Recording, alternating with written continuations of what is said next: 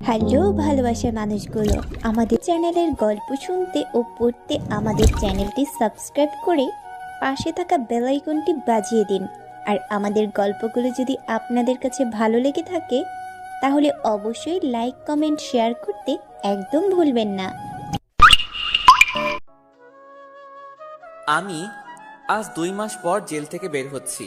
আসলে আমাকে জামিন করে বের করা হয়েছে। আমার বাবা শহরে অনেক বড় একজন শিল্পপতি, তাই বেশি দিন জেলে থাকতে হয়নি। তাই আজ আমার জামিন হয়ে গেল।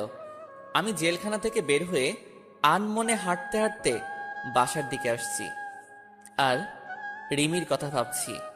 মেয়েটাকে আমি অনেক ভালোবাসতাম, কিন্তু মেয়েটা আমার ভালোবাসা কোনো দিন বুঝল না। খুব ভালোবাসতাম রিমিকে। রিমি দেখতে একদম ডানাকাটা পরীর মতো, যাকে দেখলে যে কোনো ছেলে ক্রাশ খাবে। এবার আমার পরিচয়টা দিয়ে নেই। আমি আহনাফ ইসলাম আরিয়ান।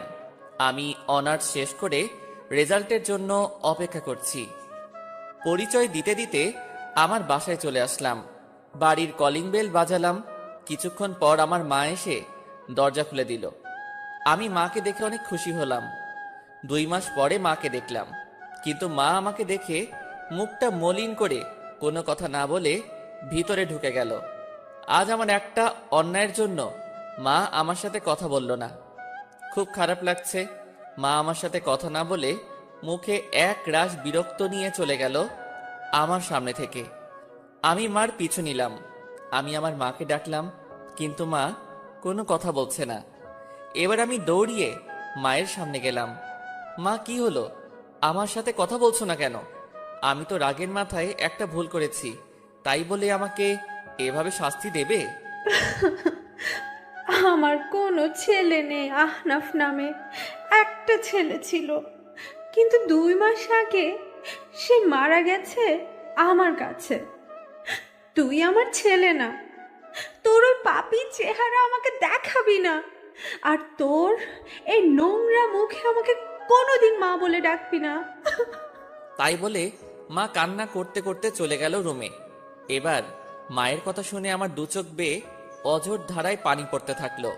শেষ পর্যন্ত আমার মা আমাকে দূরে ঠেলে দিল। খুব কষ্ট হচ্ছে, তাই রুমে এসে দরজা বন্ধ করে অনেকক্ষণ কান্না করলাম। কান্না করতে করতে কখন যে ঘুমিয়ে পড়েছি নিজেই জানি না। ঘুম ভাঙলো দরজার ঠক ঠক শব্দে। আমি উঠে দরজা খুলে দিলাম। দরজা খুলে দেখি বাবা দাঁড়িয়ে আছে। আমি বাবাকে দেখে